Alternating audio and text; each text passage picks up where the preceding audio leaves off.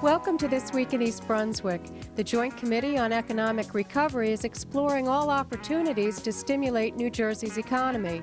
On Wednesday, the committee, chaired by Senator Jack Sinagra, held the first of many meetings to hear testimony about how to keep businesses in New Jersey and how to attract new businesses to the state.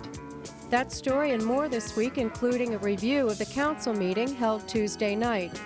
Information about WCTC's Operation Heartbeat, scenes from a softball clinic sponsored by the East Brunswick Little League, a teen arts update with Dolly Vasta and Anna Ashkenis, and the love songs of the Sweet Adelines. But first, here's a quick look at the Channel 8 schedule for next week. Take time to tone Monday morning with Lenore Kulick on Look Great, Feel Great. That's at 10 o'clock. At 10:30, it's Stories from the Library for preschoolers. Tuesday night's lineup includes EB18 at 7 o'clock, Sports Talk at 7:30, and Legally Speaking at 8 o'clock. On Wednesday night at 7:30, it's For Art's Sake with Dolly Vasta and her guests from Crossroads Theater Company. At 8 o'clock, it's The Arts, produced by the Middlesex County Cultural and Heritage Commission. This Week in East Brunswick returns Thursday night at 7 and again at 8 o'clock. At 7:30, Patty Sullivan presents Aging Aspects. Check the Community Bulletin Board for Saturday's schedule and for announcements of local events. This week's Township Council agenda meeting was held Tuesday night because of the President's Day holiday on Monday. At the council meeting, Mayor Oskowski proclaimed Friday, February 26, as Easter Seals Jeans Day in East Brunswick. Whereas the Easter Seal Society of New Jersey is one of the state's foremost providers of services to citizens with disabilities, assisting over 2,700 children and adults on a daily basis. And whereas the Easter Seal Society of New Jersey serves people of all ages and all types of disabilities. And whereas the mission of the Easter Seal Society of New Jersey is to help people with disabilities attain maximum independence.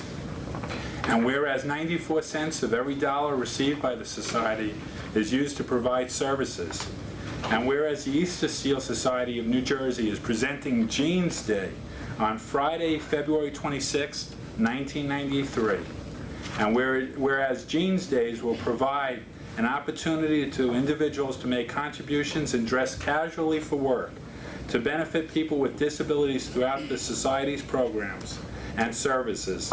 Now therefore be proclaimed that I, R. Oskowski, Mayor of the Township of East Brunswick, do hereby proclaim that I join Governor Jim Florio in proclaiming Friday, February 26, 1993 as Easter Seals Jeans Day in the Township of East Brunswick, and urge all employees to support the Easter Seal Society of New Jersey by participating in this fundraising effort.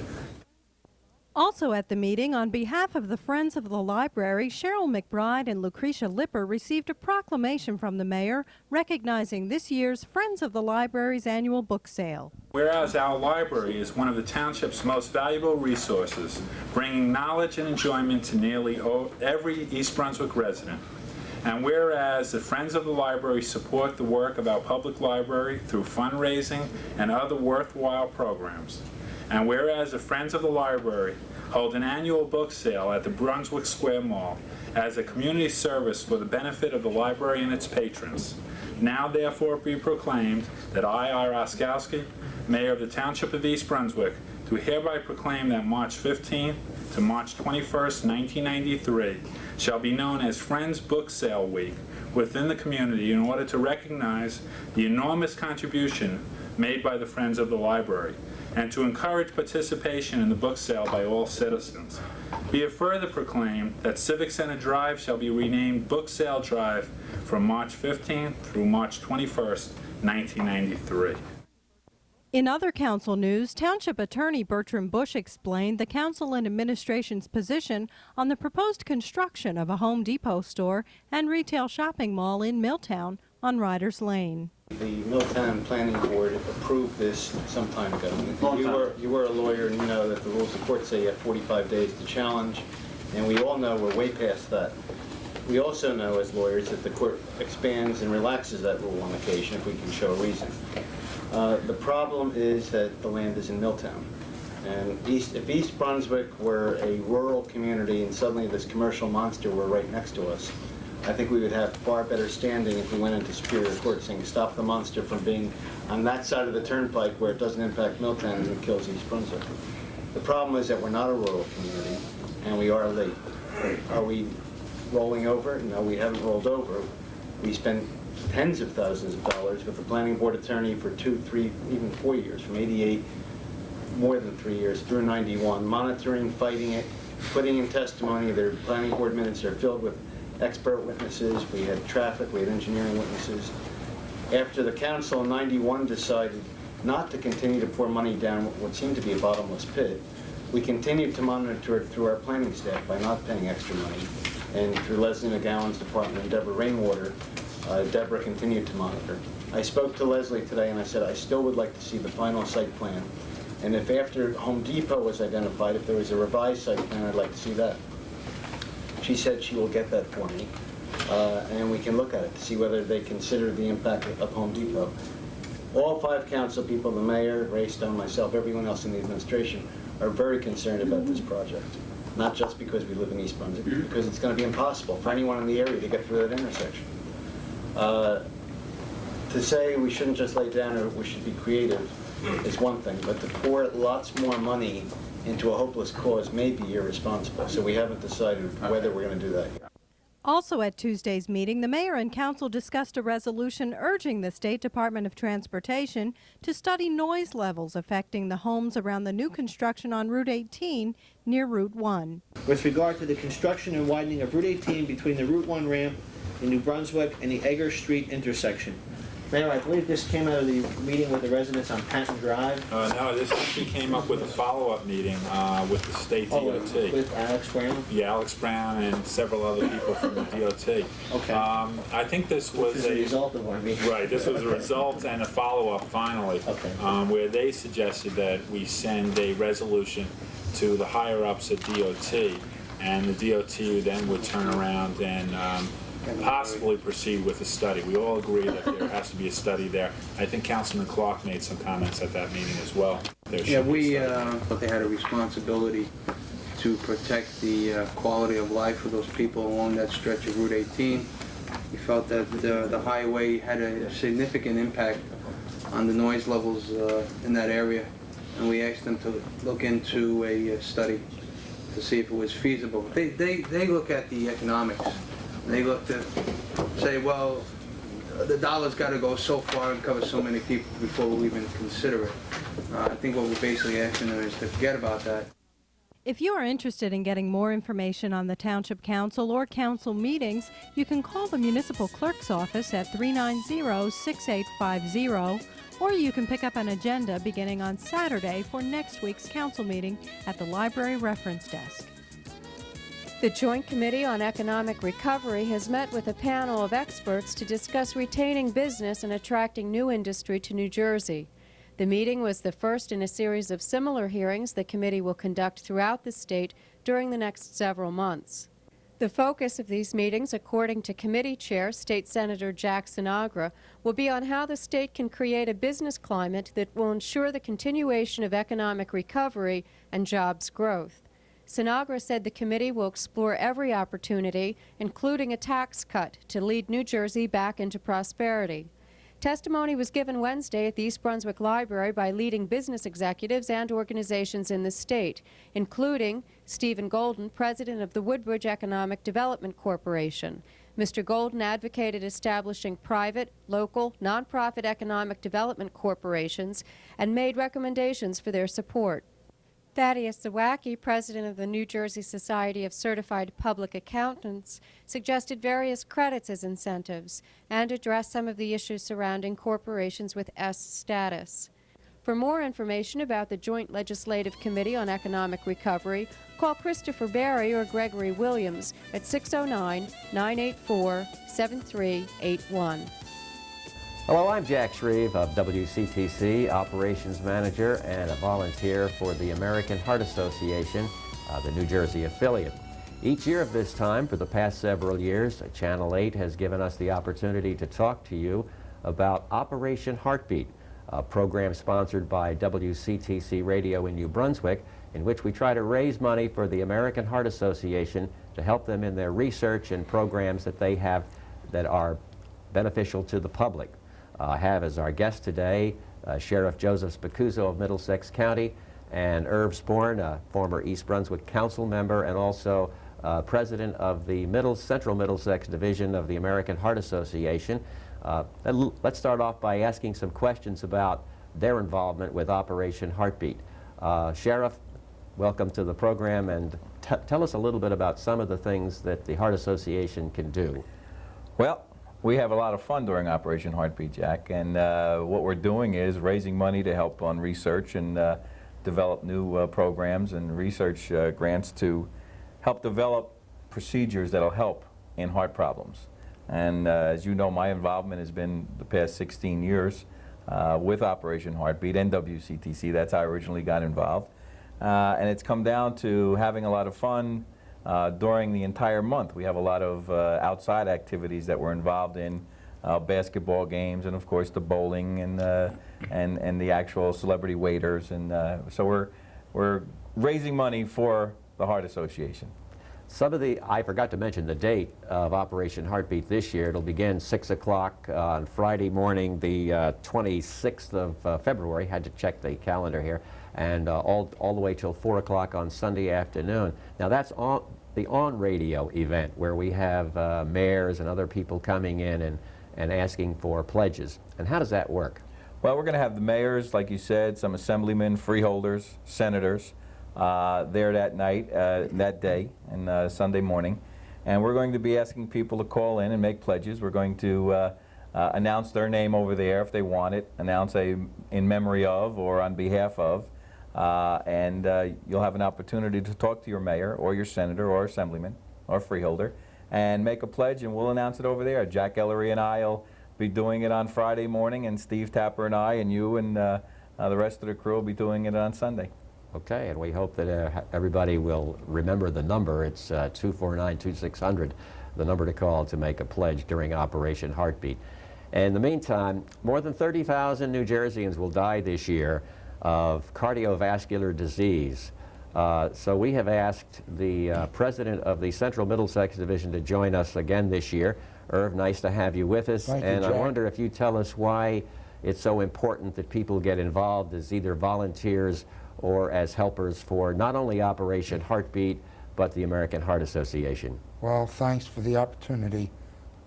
This year, it must be said, and it's got to be said because it's true this year, heart disease is the #1 killer in the United States, and the American Heart Association is doing all it can to educate the public and to sponsor research which will try to, in every way, alert the American public to live right, eat right, in order to prevent heart disease, and at the same time to sponsor research which will try to overcome the problems medically that are encountered by people with heart disease.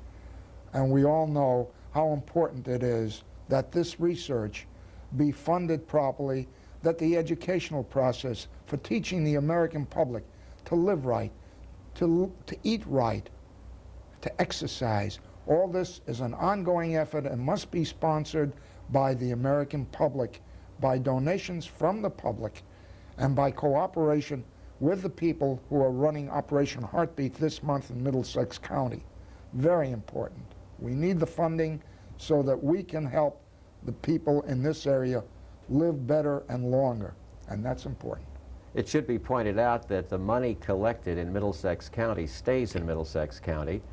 It should also be pointed out that there are a number of research grants and a number of programs that are conducted in the county that help to find out ways to save lives. Joe, any final comments? Just that I know you, Jack, and Irv, and most of us who are involved, I don't think any of us out there that doesn't know somebody that has had a heart problem and has benefited by the research that we've been able to help with over the past several years. So I think it's an important topic, I think it's an important issue, and I think it's something out there that everybody can be proud of. Jack, Yes. may I make one more comment? I am urging all the people that will watch this particular telecast to spend a good deal of their time tuned to WCTC during the time of Operation Heartbeat on Sunday, Friday the 26th, Saturday the 27th, and Sunday the 28th of February, because that's when you, the viewing public, will get a chance to participate in and assist with Operation Heartbeat. And I think that's the main effort that you can put out to assist us at this time. Get involved, be a volunteer, call in a pledge, anything that can help. We hope you'll join us on Operation Heartbeat 1993. I'm Jack Shreve, and thank you for joining us. Hello, I'm Frank LaDuca, and we're here today at St. Bartholomew's with our winter softball clinic program for the girls softball. It is a division of the EBLL, the East Brunswick Little League, and the idea is to give basic training to girls 6 to 16 years old on fielding, hitting, pitching, and catching.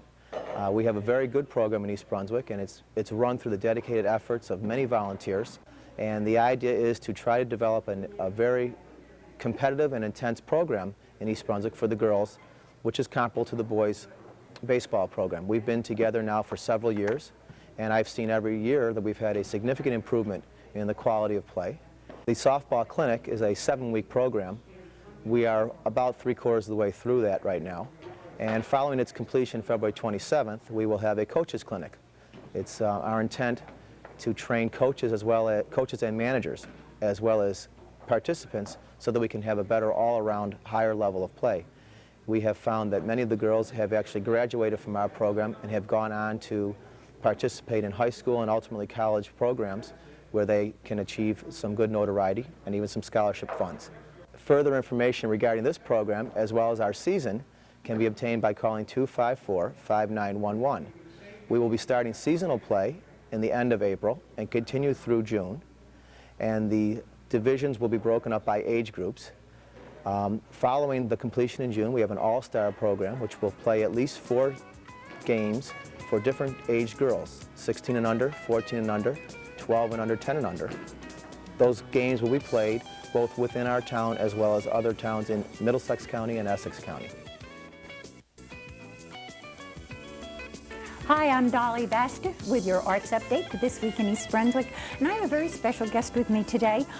Her name is Anna Ashkenas, and she's Executive Director of the Middlesex County Cultural and Heritage Commission, and that is definitely a mouthful, Anna. Yes, it certainly is, and hello. And we're going to be talking about the Teen Arts program and the display that is right here at the East Brunswick Library. Yes, actually till the end of the month. It is a wonderful display. I was looking at it before I came into the studio, and there are a lot of mediums that they have worked in. But let's backtrack a little bit. Hopefully everybody will come out and see this display because it runs through the end of February. They must. Yes, they must. But how did this get started? Because I know this is one of your very special projects. Yes, this is actually fairly new to the Teen Arts program. Teen Arts is statewide, and what people who come to the library will see is an artwork from each county in the state. The kids are between 13 and 19 years of age.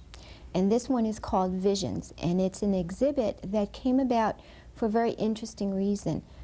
Teen Arts is going into its 24th year, so wow. We've been around a long time. But what we noticed in the last couple of years that there was a common thread often in the artwork and expression, almost as if that students were trying to make a statement about the world around them, and that not always were these pieces chosen for our other touring project. A good example of that is during Desert Storm, that we noticed that there were a number of artworks which seemed to express the war or crisis, that kind of thing, and that we really felt, well, here's a statement being made, and maybe that's a really important thing for us to pay attention to and to share with other people. So each year we look for whatever that common thread is, and the exhibit is called Visions. It's almost to a therapeutic sort of thing. I should imagine that they paint how they feel inside about what's happening. I wonder if that isn't true of that's what the arts really are. It's this inner self that has to come out in some form of expression. And yes, I would think that it is therapeutic. How does one join this? I mean, if there is a youngster that's interested that happens to be watching this, what would they do? How would they go about? Well, it's really important actually this time of year because for this county, Middlesex County, the applications are being taken for the Middlesex County level Teen Arts Festival. From that, and it's open to any student, any school in Middlesex County, and from that, students are selected to represent their county both because of artistic excellence and geographic location, to represent their county at the state level. And the pieces that we see here and that are on exhibit in the library come from the state level program. How many pieces do you think are entered altogether? Oh, I actually know this. I knew you would. Statewide, there are over 8,000 students who enter a visual art piece, and that could be either a painting or a sculpture, or some even do jewelry and pottery. But in the visual arts, over 8,000 students in the state. When you get to the state level, the exhibit at the state level is about 500 to 600 pieces. And then from there, we have touring programs like this Vision Project. So in other words, there will be, out of all of them that were sent in this past year, right? All right, there is another tour that is going on of another group of pictures. Yes, yes. And would they necessarily be the same subject or not? Oh, no. There is one other touring exhibit that's called the Visual Art Touring Exhibit. Not terribly exciting as a name, but it's descriptive. And that is 2 pieces from every county. And that is chosen by critiquers to represent the state. And it's really what's on the kids' minds and the kinds of artistic expression from all the counties. Is this a juried show? Well, it's not in the sense that we have critiquers, because we ask them to look for a lot of things. One is promise and creativity and expression and use of color. We also get geographic representation, because what a student might be doing in Cape May or in Gloucester County is probably very different from what someone might be doing in Bergen, because you really draw from your life experiences. So, okay, let's run it back one more time then. If a youngster is interested in this, he or she calls the Teen Arts program. They can call the Teen Arts program directly. And the number on that? Is 908 area code 745-3898. Very good, that's what I have written here. And I thank you so much for coming, and to all of you out there, don't miss this exhibit through February. It's well worth coming into the library just to look at it. Take care, see you next week. Thank you. Come back to Ireland Friday night, February 26th, with the Patty Noonan Irish Variety Show, and help the Rotary Club raise funds for local scholarships. Joan Crane, president of the South River East Brunswick Rotary, talks about the club and the show. The Rotary Club is a service club. It's made up of business people in the community. We meet every Wednesday at the East Brunswick Chateau, and our goals usually are to raise some money for different charities each year in the East Brunswick South River area. This year, as president, I have taken on the Brain Injured Children as one of my charities. We have taken on the DARE program, and as always, we do try to give so many scholarships to the East Brunswick High School and the South River High School every year. And we work on Adopt a Highway. We clean up with the other service clubs in the area. I understand you have a fundraiser coming up. Tell me about it. Yes, I do, and I'm really excited about this. We are running, and we're going international for a little while, and we're going to run an Irish concert at the East Brunswick High School on February the 26th. It's the Patty Noonan All Variety Show. The comedian is in from Dublin, and usually in the past they've been extremely good. The money that I will raise at this fundraiser will be given to the East Brunswick High School as scholarships and the South River High School as scholarships. The donation is $12.50. Senior citizens, $10. The show will start at 8 o'clock and should be over approximately about 11:15. What can people expect to see? Well, I think you can really expect to see a tremendous comedian, a very funny comedian. He's in from Jury's Hotel in Dublin. We have a young lady from Ireland also who will be doing some singing. We have a School of Irish Dancing coming in from Long Island. And then we have Paddy Noonan, who is world known as an Irish entertainer, who will open that show for us. So I think it's a show that everybody can enjoy. You do not have to be Irish to enjoy this show. So I would hope that everybody in East Brunswick, especially the senior citizens, would come out and help us to raise some money for these children in East Brunswick. And how can people get more information? You can do that by calling me at the Providence Savings Bank. I'm 908-390-7900, and I would be more than glad to give you all the information. Love was in the air Sunday with the sweet songs of the Millstone Valley Sweet Adelines. Sweet Adelines International is a nonprofit organization dedicated to preserving and teaching four-part barbershop harmony for women's voices. This local chapter was invited to perform at the library by the East Brunswick Arts Commission and the Division of Recreation. The performance was part of the township's free winter series of concerts. The largest percentage of members of the Sweet Adelines have had no previous formal music training. All you need to join the group is the ability to carry a tune and the commitment to attend rehearsals. If you're interested in becoming a member, you'll be welcomed at any Monday evening rehearsal between 7:30 and 10:30 p.m. Rehearsals are held at the Merrill Lynch Conference Center, Scudder's Mill Road, Plainsboro. That's all for this edition of This Week in East Brunswick. Thanks for watching.